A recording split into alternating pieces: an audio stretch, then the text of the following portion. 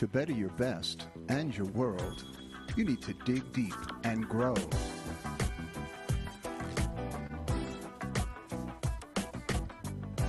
Join us as top experts, leaders, and creators uncover powerful insights to help you grow in life and in work. And now, your host, Michael McAvoy. Welcome, everyone, to another edition of Dig Deep Grow. This is Michael McAvoy. I'm your host. We are live. And the Dig Deep Grow is the show dedicated to helping you better your best and your world. We're going to be talking about a subject today that affects everyone, and that is your future and where finance fits into that. Now, our audience, we're all dedicated to doing the best that we can. That's the peak potential nature of who we are. And so I've invited Alan Beaulieu, who's just completed a new book called Prosperity in the Age of Decline. And Alan is an economist, so he's. I'm going to ask him how many years he's been doing this, but I imagine he's been doing it for quite a long time. The aim of the show is to help equip you with the tools that you'll need in order to weather what Alan sees as a storm coming. So in your financial life. So without ado, I'd like to introduce Alan Beaulieu. Thank you for joining me, Alan. My pleasure, Michael. It's great to be with you on the show. And, I certainly like the premise. Yeah, it's a good show. Good show. We have a good audience, too. So they'll be very interested in what you have to say. Let's start, Alan, with your background and how long you've been in the area of economics. Okay, sure. ITR Economics, the firm, has been around since the 1940s. My brother and I are the current principals. I've been here since December 1989. My brother has been here since 1983, so he has seniority. And we together wrote this book called Prosperity in the Age of Decline. We, as an economic consulting firm, have offices in Europe and in the U.S., clients that span the globe, offer a broad perspective, and we get down into where individual companies will be going based upon what the economy is doing. So it's an interesting practice, and we thoroughly enjoy what we do.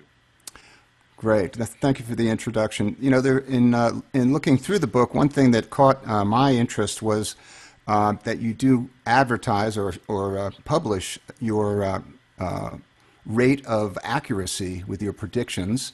So I'd like to ask you to just talk about that a minute, just so we know where you're coming from and how you come to your conclusions.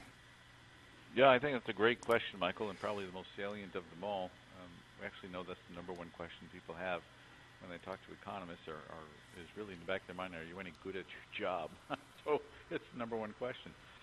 We have a 94.7% through time, decades, and the reason for that is its foundation rests on some cyclical theories developed by the company founder, Chapin Hoskins. He deserves the academic credit. And Brian and I have continued that work from Chapin, and it undergirds that which we do. In simple terms, and we never get into the details of the theory for obvious reasons, it's our black box, but the theories also incorporate what's happening in terms of key leading indicators, which we discuss in the book, and we discuss amongst ourselves here at the office what the implications are of the economy of a Russian invasion of Ukraine, as an example, or terrorism activity, insurgent activity in Iraq, and what that might do. So we look into theory, we look at leading indicators, which are totally impartial, and we look at what's happening in the world to see if there's any immediate impact. And those three things together have given us that accuracy rate that you were nice enough to bring up, and I'm certainly happy to talk about. Sure. We also make sure that we let folks know that we do not update a forecast unless it needs it. Our goal is to let our clients have an accurate forecast for as long as we can. For instance, some firms update their forecast monthly, so you never really know, you never really get that sense of confidence that there is a forecast. And that 94.7% is 12 months out. Mm-hmm. So it's not only 94.7, but you can know with that kind of confidence a year in advance what's going to be happening in China, the U.S., Europe, et cetera, as well as industries underneath that. Okay, well, just so you know, and so you can answer your questions along these lines, uh, our audience would be the average person, obviously, who holds a job, works for a company, and is interested in protecting themselves and making sure that they have a prosperous future. So the other group are entrepreneurs, business owners who might take more of a deeper interest in some of the stats that you mentioned. One being demographics, for example, in your book. So the first question I'll ask you is for the person, the average person who really can't delve into all of the statistics that you do in order to come up with your predictions. What do you suggest? Give an overview right now of the current state of affairs in the United States as well as the world, and how things have transformed over the last 5 years, we'll say. Okay, two questions. Let me tackle the first one in terms of where we're at now in the U.S. and globally. And the answer is, in the U.S., we're in pretty good shape here. And I say that with a smile on my face. The U.S. is growing in terms of GDP, and to me, growth is a technical term. We're at record high levels of GDP. We're at record high levels of private sector employment, retail sales, industrial production. Manufacturing as a percent of GDP is growing larger again. Firms are coming back to the United States. If you wanted to be at a sweet spot where you can count on a lot of good things going on and carrying you forward for a few years, this is it. And really, there aren't a lot of negatives in the world right now. China makes most people nervous, and that's understandable. Europe is going to sag, and that's too bad. And, it'll cost some people their jobs. But it's not going to derail the U.S. It's just going to slow us down a little bit. The U.S. is an amazing economy right now, Michael, and it has to do with energy. It has to do with productivity gains. It has to do with stability. There's just a lot right. And, one of the things that drives me, gets me up every day, is that I get to tell people about that because we're bombarded with what's wrong. And every once in a while, it's nice to hear what's going on right in this country. Consumers are in great shape. Your listeners are probably among those consumers. They're not behind in their debts. Delinquency rates nationally are well below 10-year averages. We're saving money, 4% or so savings rate. We are people who know how to spend. We've kind of balanced our life. And those are all real positive things for us as we go forward. Not that we don't have problems which are going to lead us to a Great Depression, but you asked a question that was couched in the near term, and in the near term, it's going to look good. It's actually going to lull a lot of folks into a sense of complacency, and more importantly, perhaps our leadership, political leadership, into a sense of complacency that's going to sort of set us up for failure for later.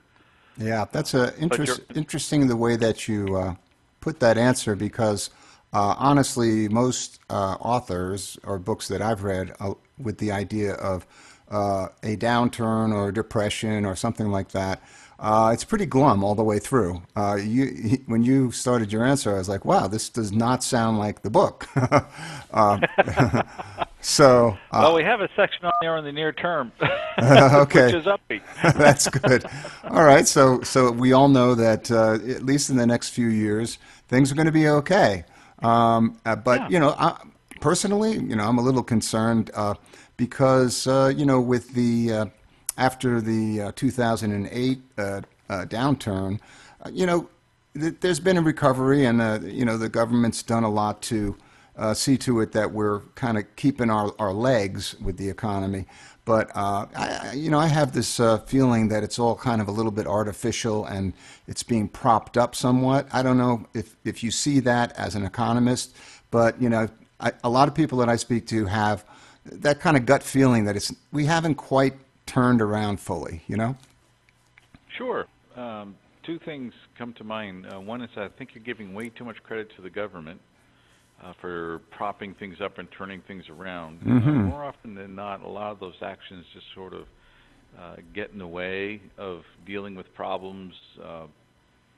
What would be a polite way of putting it? I mean, if you have a problem that needs to be dealt with, you have a choice. You can either mask it and kind of hope it gets better on its own, or you can expose the ugliness of it and take out the the cancer or whatever it happens to be. The government has a great tendency to want to mask things over and kind of prop things up, which is where you were going with it, but they're not terribly good at it.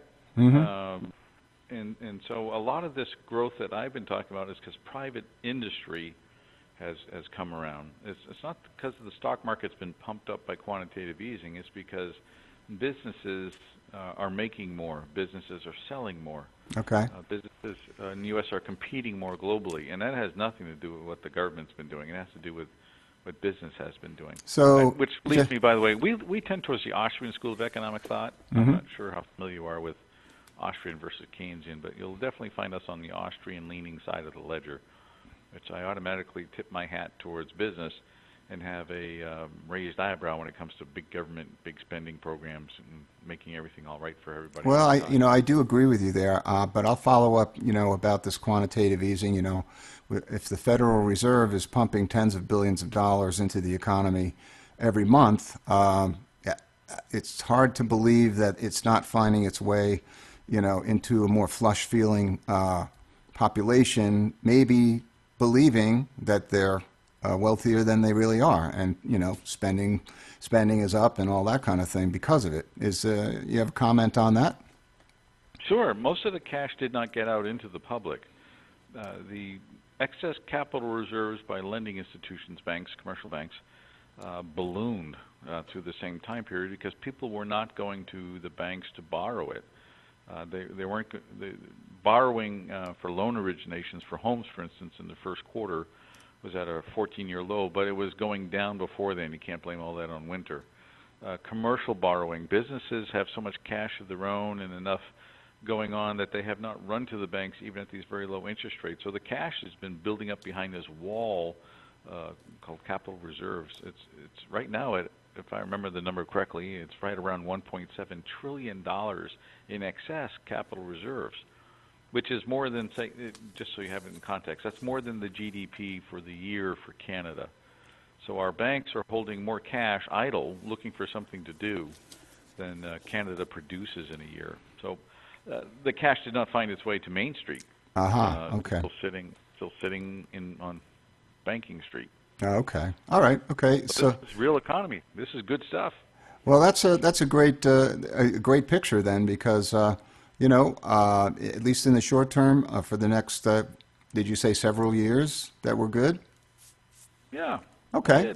All right. So now, give some background now to why things are going to change and what we should be doing with preparation in the future, especially with our finances. Sure, I'd be happy to. It's going to change slowly, which is kind of obvious, but let me slowly at first, and then everything kind of gains momentum as we go along. But what's going to happen first is you're going to find some wage inflation going on in the United States because skilled labor is going to get harder to find. You have 10,000 senior Americans retiring on average every day, creating job openings. We don't like immigration in this country, so we're not going to backfill with immigration. And a lot of the skill sets that we need in distribution and in factories and in the supply chain are not there. We're going to have to spend money training them. We're going to have to spend money poaching from each other. And that wage inflation is just beginning now, but it has begun. And that's sort of like the match to a fire. Mm-hmm. You need a fuel for fire, and that fuel is all that quantitative easing sitting around. There's all kinds of cash sitting around. And that's like gasoline just kind of sloshing around waiting to be lit off. Mm-hmm. So when all of a sudden consumers are making more, they start spending more, and that starts an upward spiral of inflation, which is going to be gentle enough at first, 2.5%, 2.75% a year, 3%, and then, but it's like a little leaven. It goes through the whole lump, and this is just going to start an upward cycle until we find ourselves thinking it's the 1970s. I'm not sure how. I have no idea how old you are, Michael, but it's going to be a lot like the 1970s. And then before you know it, in 15 years, it's going to be like the Carter years, which your older listeners just went, "Oh my gosh, I don't want that again." Mm-hmm. Double-digit interest rates and high inflation. There's a pretty big difference even there, I would, in my estimation. The inflation obviously is going to, if you're saying that it's coming, it's going to be similar. The only difference is, I think, at when the last time that this happened, the United States was a creditor nation and not a debtor nation. How is that going to play out? Well, it's going to play out in a large way because in the early 1980s, we just had a significant recession to cure the inflation illness. But when you're a debtor nation, as the U.S. is, it's going to turn a Great Recession into a Great Depression. The third leg of that stool is demographics, which we haven't gotten to. If I may, I'm going to take you back to the inflation thing for just a minute because your B question earlier was, what do you do about it? Yes. What you do is you think of inflation-adjusted assets and how you can invest in those as you go forward. And for a lot of your entrepreneurs who are listening, Michael, that's their own businesses because they'll be able to raise their revenue stream because they'll raise prices in inflation.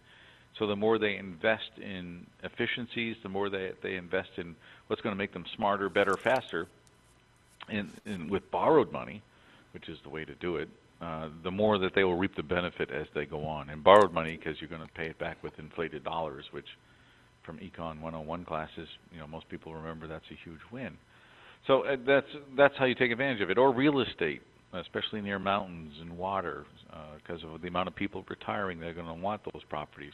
Or rental properties, because the amount of young people who can't afford homes. So there was those very good ways to take advantage of this good news, or bad news, excuse me, and turn it into good news. And then in the book, we also discuss specific funds and some specific areas for other investments that we think this inflation, which typically robs people of a standard of living, if you know it's coming and do it right, will greatly enhance your wealth-creating ability so that you're ahead of the inflation curve, which is obviously a big win. It's what everybody wants to do. So before we get to the debt, I wanted to make sure we finished up on that. Sorry about Okay. Yeah, and I'll give you one follow-up since you mentioned it. A lot of, I would say, a majority of people will invest a portion of their savings and retirement into the stock market and bonds, for instance. These are the two major classes of investments that are probably the most invested in. What would you say about each of those in an inflationary period? Well, in the inflationary period that's coming, interest rates will be going up, which means you want to hold a bond to maturity and hold a bond whose stated interest rate is above the average inflation rate. So you're looking at munis or you're looking at bonds with, a minimal risk. But if you're going to get into a bond fund, you're likely to see principal erosion unless it's a short-term or laddered bond fund. As far as equities goes, we're fine with equities. There's going to be the corrections. There'll be the occasional crash. I in no way want to try to forecast or time those because that's a great way to be wrong. Yeah. But the reality is I think equities will give a nice return on investment. And the older your listener, the more you're going to think like me, which is in terms of what's a decent stock that has a good dividend yield that's likely to also increase with inflation, and you're adjusted and protected that way while riding the upside. Okay. Do you have an example of a fund, a stock fund that would fit into that description? Well, we have a number of them in the book, and I think the opportunities will be there, and we name some names and stuff in there. But if you look into the different funds that deal with commodity prices, for instance, and if you deal with funds that are dealing with efficient use of raw materials, even water, you're going to find that there are some opportunities for making money in an inflationary period, and good opportunities. We're going to see better than average returns in those areas.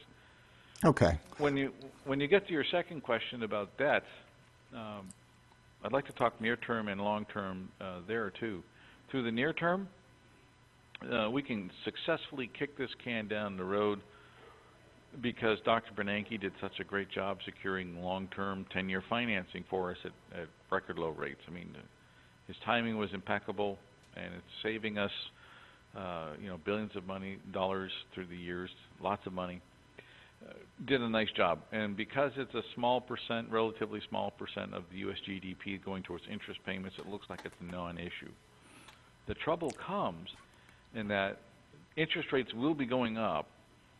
There's nobody I've talked to that doesn't think interest rates are going up. The Federal Open Market Committee says interest rates are going up. Congressional Budget Office is projecting that interest rates are going up. We certainly are. And at the same time, the CBO is estimating that we will be adding, on average, $1 trillion a year to the U.S. debt over the next 15 years, actually between now and 2038, which is more than 15 years. We're going to find ourselves narrowing the budget gap to the near term with very low interest rates. It's going to make people feel good, to your point earlier in our conversation. It's going to make people complacent, which is part of my input into the conversation earlier. And that complacency, that feel good, is going to allow us to spend. It's not really a problem. What were all these people worried about? Then interest rates begin to pop, and we're back to $1 trillion a year. And next thing you know, the gap is widening, and we go from 18 trillion, and all of a sudden it's 20 trillion, then it's 23, and their projection is that it's over $30 trillion in debt in the 2030s, and that at conservative interest rates, that will consume 25% of the federal budget just in interest payments. Mm-hmm. That's a significant problem. Yeah, and so you put it out, well into the future. I've heard that there are other prognosticators and economists that will say there will be some sort of a shock or a surprise. We might be in a slightly inflationary period, and then there'd be some shock that would jolt the confidence of the bond holders. Do you think that there's a likelihood that instead of it being a gradual thing that takes up to a couple of decades to happen, that we could find ourselves in what would be a crisis, by any other definition? Sure, and I gave you the CBO estimate at a couple of decades. Our own here at ITR is 15 years, 2030-ish, okay, plus or minus, with the shorter term. But to answer your question directly, absolutely there can be things that happen that strike fear into the heart of the bond market. The big question, obviously, is what will those things be? And if I knew that, I'd have a great crystal ball. But you're right, things could happen which exacerbate it, make it happen faster, accelerate it. I'm at a loss as to what it could be. It's not a terrorist event. That doesn't shake the financial roots and the economic roots of the nation. That just shakes up our psychology. Mm-hmm. It's not as terrible as that would be. As terrible as an assassination would be, that's never enough. It would have to be, I don't know what it would have to be. Okay. Which is why we're forecasting that it's more gradual. Yeah, maybe if I was going to say something, a world war or, some conflict that, just rages on for years. I don't know. There's other countries that have been doing the same thing the United States has in terms of with using quantitative easing and the like. I guess the confidence issue, what would trigger that, I'm not sure, but it's good to hear that you don't have an answer as an economist. So that gives me a little bit of faith in the future. So let's just assume that it is a gradual thing. Does that mean that the Congress and the government can go on, appropriating more funds for this or that, building the deficit as they have without any kind of austerity or planning, or have you built that into your model? Well, it doesn't mean that they can, but it means that they will. I'm going to change can to should. Should they do what you said? Absolutely not. That is the wrong approach, and it will bring us to a Great Depression. Will they do it? Absolutely, because it'll be gradual. We as a people have a great confidence in addressing our concerns under a period of crisis. We don't feel a sense of crisis about this. We have people on the edge and creeping even towards the middle who are saying this is a growing problem. But really, as the years go by and people keep saying it's a problem, it becomes just background noise and easier to ignore. So I think America will want to believe the people who say this is not a problem. They're going to want to believe a Congress who says, we can deal with this, even though they don't deal with it. And I think as a result, we're going to have this problem come slowly and steadily towards us until it is too late to do anything about it. And at which time austerity will have to be embraced by the federal government, and austerity is always painful. There's no time that it's not painful, and as its pain is realized in spending cuts, that obviously slows down the economy and has a negative impact on GDP, while inflation has to be dealt with through the sharper increases in interest rates, a la the Carter years, which will be late in the 2020s. So consumer spending is cut back, business spending is cut back, and government spending is all cut back at the same time, which causes the economy to tumble and tumble quickly in what we think into a Great Depression because of the third leg, which we have not talked about, which is demographics. Before we go there, if I may, I just want to also say that the United States is not the only nation with a debt problem. You know that, yes. And I'm sure most of the listeners know that, but we need to acknowledge then that this is going to be a global problem, not just a U.S. problem. The worst nation on the planet with a debt problem by our analysis, which we detail in the text, is Japan, which sounds like it's not our problem until we realize that Japan is the second largest holder of U.S. treasuries. And as such, as they need to convert treasuries to yen, they sell treasuries. A big holder of treasuries starts selling, and all of a sudden you find yourself with downward pressure on the dollar, upward pressure on interest rates, and things can get more difficult rather quickly. If you remember the ruble crisis, Michael, that's a extreme case because the United States is not Russia, but gives you an idea of how the mechanism works and the kind of pressures that we could be facing. So Japan's problem is our problem.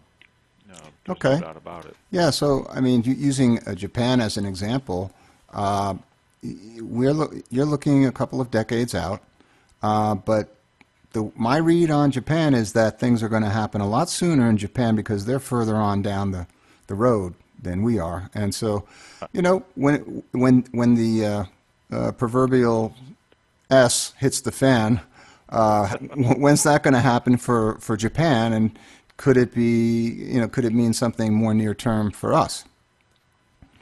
I think it could, to answer your question, absolutely it could. I would not want to say otherwise. But what I think it plays out is that it adds to the inflationary pressures of the U.S. in the 2020s because the scenario I described will happen before the U.S. Remember I said that it causes downward pressure on the dollar, upward pressure on interest rates, but that's because it brings on inflationary pressures to the U.S. also. Mm-hmm. We have to raise interest rates to attract people to the dollar, but it also means a weaker dollar means everything costs more, and that's inflationary.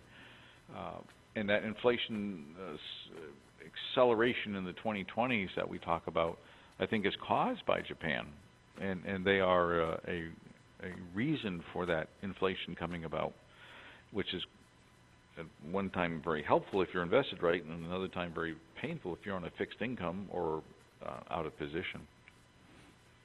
So I agree with you. I think they're going to happen sooner, and it's hard to imagine them not having this in front of them given their demographic position. Mm-hmm. Yeah. Japan, by the way, it's Great Britain, then it's the U.S., according to our analysis. Okay. In that order. Yeah. Yep. So I'll ask you, that's a good transition into the demographics because my read of it is that this is probably the biggest contributor that nobody can stop. So I think that's, you should probably give a little bit of background on why that's so important and why you mentioned that certain countries are on a cliff with that versus others. Sure, I'll be happy to. Let's start with the why. If you have a dwindling or a stagnant labor force, you have limited the amount of tax revenue that will come into the central government, what we call federal government here. Central governments in most places. And the only way that you can then take care of more and more people who are retiring into what we call Social Security and Medicare, prescription drug programs, would be to have more workers so that you broaden the base, or you raise their taxes because you need to support these older people. You have a contract with them. You have made them promises. And you don't want to break those promises because those people have been known to vote. As they vote, elected leaders hate to really disappoint them.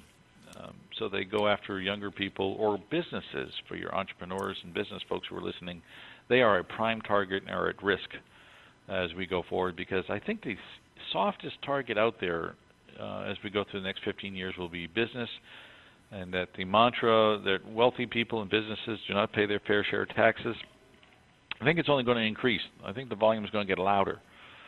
And the rate can go down. The corporate tax rate can go from 35% to 30%, and Congress and the President can take a bow. But if they lop off deductions and exemptions, but they like to call loopholes, but they're really not. That term really irks me. But as they lop those things off, your effective rate can go up.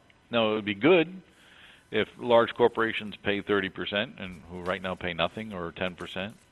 But I think small businesses, medium-sized businesses, are going to find this a painful process to go through with very little relief. And so their cash flow will be impinged upon by higher taxes. And that's going to happen in Japan. There's no ifs, ands, or buts about it. And I think a lot of businesses are going to leave Japan, and they will just set up shop offshore. Not so much in the United States, but Japan. There's not much incentive as the labor force dwindles every year from a lack of children. They forgot to have children a generation ago. And so they are heading towards a pensioned economy at a very fast pace without an immigration flow behind it. So when you have in the United States, we have a stable labor force. I mean, it's not that it is shrinking as it is in Russia, as it is in Japan. We are stable with a fertility rate, just to give you the numbers, about 1.96, and the magic number is 2.1. So we're almost at stable, which is good. It's just that the 10,000 people retiring a day, all with their hands out, somebody's got to pay them. And that means more government borrowing, or it means more taxes, or a combination of the two. You mentioned a point there about small businesses or businesses of all kind. Why, on the one hand, would it be a good thing for a business to be in control of their destiny in the decades ahead, and at the same time saying that they're going to get squeezed because of increased taxes with trying to deal with the debt? So, is it which way would you want to be on that side of the coin? You know. Well, if I could be politically active and try to do my best to keep, as a small business owner, my taxes minimized or kept on a level playing field, I would certainly do that. I would be actively involved in whatever organizations, through a trade association or an NFIB or whatever it happens to be that your listeners are affiliated with, put the pressure on Congress. But perhaps more importantly is to drive the efficiencies that we talked about earlier. And a lot of these taxes, I think, are going to come through payroll taxes and through healthcare taxes. So the more that your listeners, my readers, are able to drive those efficiencies so that we hire only as absolutely necessary, we only hire when necessary, other than that we outsource, other than that we have a machine, other than that we have a new system, new process. The more that we keep the head count down, the better our cash flow as we go forward in an inflationary environment. Okay. That will be extremely important. Yeah, so that it brings up, and this also has to do with demographics, the combination of what's happening with technology, automation, robots, the things that are basically jobs are going away that are never going to come back. So not for business owners, but for the average person who works for corporate America, is there likely to be even a more difficult period coming up with just getting employed? Not if the technological skills are sharp, and if they're listening to your program, they're probably of that mindset. It'll be harder to get a job that pays enough to get by if there's no marketable skill. I remember, I'll tell you a quick story if you don't mind. I remember taking some of our younger economists with me to a client who's a distributor of CNC equipment and different machinery for different applications, but it's basically CNC. And I love those things. I mean, I just could stand there and watch that type of process all day long. And as I took them around, they had not seen them before, so it was educational. And then they found out how much those people got paid. They needed a year or two of post-high school education. They needed good math skills. They needed problem-solving skills. They needed, sort of an engineering bent. And then they found out that people with that 1 to 2 years made more than they did with a 4 or 5 year degree, just because they can get it, because the skill set is good, but it's rare. I think your listeners are probably in that skill set. I mean, educated in the medical, educated in engineering, educated in the environmental sciences, all going to be demanded. So, what was what was that acronym for our listeners? Sorry, it's the computer-controlled equipment. Okay. It's it's what used to be done on a single stream lathe is now done on with 4 axes, and a piece of material is processed through and made into a part in almost no time with almost no waste. It's mostly driven by computer with a human overseer. Okay. So that human can oversee 4 computers and machines. Okay. CNC. All right. So we were on demographics. So you mentioned that Japan, Great Britain, and U.S. that there would be that we would be affected in that order because of changes in demographics. So go into a little more detail about the world, which populations are going to be thriving, which populations may not in that scenario. Okay. Just a slight, just to make sure I haven't misled anybody here, the demographics of the U.S. are actually pretty healthy. If it wasn't for our silly debt level and that crushing load that it will present, we probably wouldn't be in, well, I know we would not be mathematically in nearly as much difficulty with the demographic pain that's coming. 10,000 people a day, doubling the amount of retirees would be a lot more manageable if we weren't adding $1 trillion a year on average going forward. But to answer your question,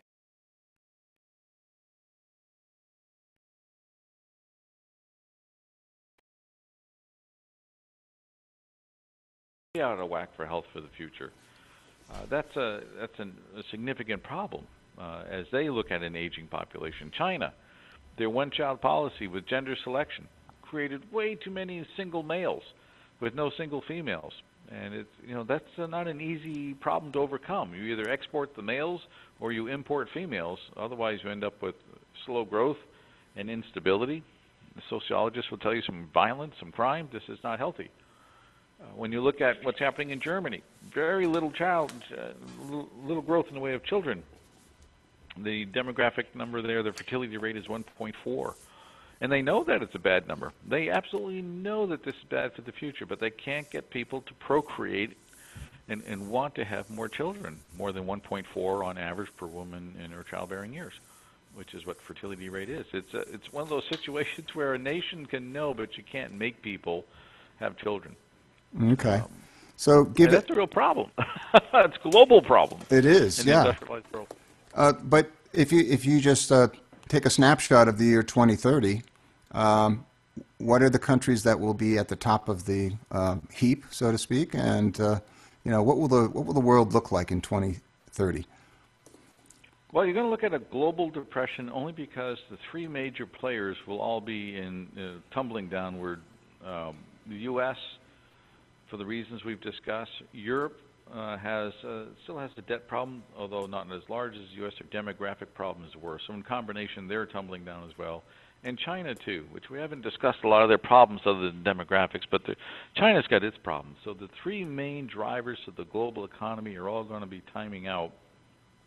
Well, Japan has already timed out, the 3rd largest economy in the world. So you're looking at a scenario where it's just going to impact everybody. So the answer to the question, Michael, is who is impacted the least as opposed to who escapes it. And the answer, we believe, is going to be found in Mexico, Australia, and South America. Interesting. I would have thought India would have been in that picture, but is there... Not for me. Okay. All right. That's interesting. It wouldn't be because of demographics. It must be something else because they're a very young country, correct? They are young, although they are beginning to flirt around with a one-child policy, which in the course of 15 years can have a negative impact because they're worried about population growth.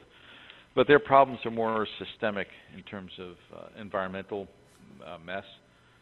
It's systemic in terms of political slowness, and they really need to develop some forward momentum and stability in the political world to attract some foreign direct investment. Mm-hmm. And this really isn't popular to say, and you got to be careful. But culturally, it's not open and conducive, I should say, to a lot of foreign direct investment either. There's cultural concerns that can keep the economy from growing as fast as it might in another nation. Mm-hmm. Because it's harder to clean up the environment. It's harder to deal with some fundamental issues, and it's culturally ingrained. And that makes it very difficult. No disrespect intended, it just seems to be the reality. Yeah. Well, the book is called Prosperity in the Age of Decline. I'm speaking with Alan Beaulieu. And Alan, we have time for a couple more questions. I think the The burning question that wants to be answered, I think, by our listeners is, what do I do now to plan for the future? A great question, and yeah, it would be the burning one if I were listening too. What I would do first off is set strategic growth goals for the near term. You don't want to be so worried about the Great Depression that you miss the growth of the near term. That would be a catastrophic mistake that you could never catch up on. So grab the growth while you can. That's number one. Number two is you have to make sure you're gearing your life so that you are out of debt. Every form of debt that you can think of, out of debt by the late 2020s. Because as interest rates are climbing, you certainly don't want any variable debt. You want to make sure you're well clear of that. And you want to make sure as the nation tips over into a Great Depression that you don't have any debt. Your home, for instance, your car, because something that you don't owe on can't be repossessed or taken away from you. And as far as paying the taxes on your home, that you can do that out of savings, you could do that out of your dividends, you could do that out of your retirement fund. That's a whole lot easier, and it takes years to foreclose on you or take away your home for taxes. So the reality is no mortgage, no credit card debt, nothing like that, and you'll survive this whole process a whole lot easier. But don't worry about it now. You worry about it in about 10 years from now when interest rates start getting a little more nuts. And then by the end of the 2020s, you certainly don't want to be carrying any flexible variable debt. I'll play devil's advocate. I think if you have a fixed rate mortgage at today's levels, that would be a good thing, right? Absolutely. And for you and I, it's not an issue. What I tell my grown children is, if you're going to carry a fixed mortgage into the future, that's fine as long as you think you'll have enough cash reserves so that if you lose your job, you can continue to make the mortgage payments. You just have to make sure you have years' worth of mortgage payments built up in case something really bad happens to your income stream. So for a family starting out, would you ever counsel not to own a home, maybe to rent? Where would you come down on that equation?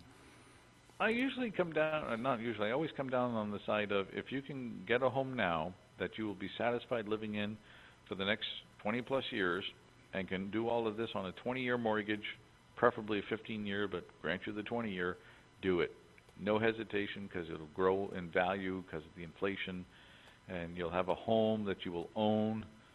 But if you can't see yourself staying put, and if you can't see yourself qualifying in the next 5 or 7 years, just rent a nice home and ride this thing out. Rental prices will go down in the Great Depression, and you'll be able to just live comfortably.